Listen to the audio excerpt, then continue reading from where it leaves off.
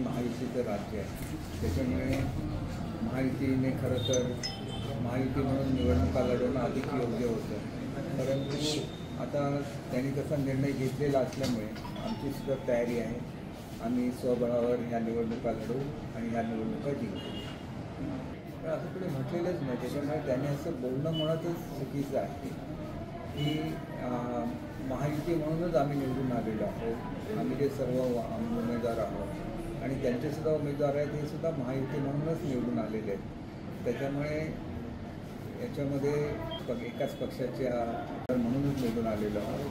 परंतु महायुतीमध्ये प्रत्येक उमेदवाराला वेगवेगळे चिन्ह होतं, त्याचा पक्ष होता आणि त्याच्यामुळे आमच्याकडे 2 उमेदवार हे शिवसेनेच्या धनुष्यबाणावर निवडून आलेले आहेत आणि एक उमेदवार कमळाच्या निशाणीवर निवडून आलेले आहेत. आता याच्यामुळे जर ते म्हणत असतील की स्वबळावर लढायचं तर ते मुळातच चुकीचं आहे. कारण मी निलेश राणेंशी सुद्धा बोललेलो आहे. त्यांचीसुद्धा ॲडजस्टमेंट करण्याची पूर्ण तयारी होती, आमचीसुद्धा ॲडजस्टमेंट करण्याची पूर्ण तयारी होती. त्याच्यामुळे कुठेही कुठलं पदावरून हा वाद झालेला नाही आहे. हा निर्णय त्यांनी स्वतःहून घेतलेला आहे आणि त्याच्यामुळे आलेल्या परिस्थितीनुसार आम्हीसुद्धा आमच्या स्वबळावर निवडणुका लढवणार आहोत आणि त्याच्यामध्ये चांगल्यापैकी यश आम्हाला मिळेल.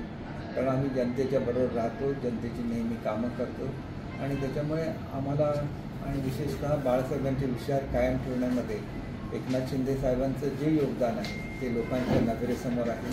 त्यांनी निवडणुकीच्या काळामध्ये दिलेल्या योजना, विशेषतः लाडकी बहीणसारखी योजना आहे, वृद्धांना महिलांना मोफत प्रवासाच्या किंवा निम्म्या दरात प्रवासाच्या सुविधा दिलेल्या आहेत, युवकांसाठी त्यांना अनुदान देण्याची व्यवस्था केलेली आहे. या सगळ्या योजना त्या काळामध्ये यशस्वी ठरलेल्या होत्या आणि त्याचंसुद्धा योगदान या यशामध्ये आहे, ते विसरून चालणार नाही. आणि त्याच्यामुळेच आम्ही आमच्या सर्व आतापर्यंत आणलेल्या योजना, नगरपालिकेमध्ये आम्ही केलेली विकास कामं याच्यावर आम्ही आमचे मतदान मागू.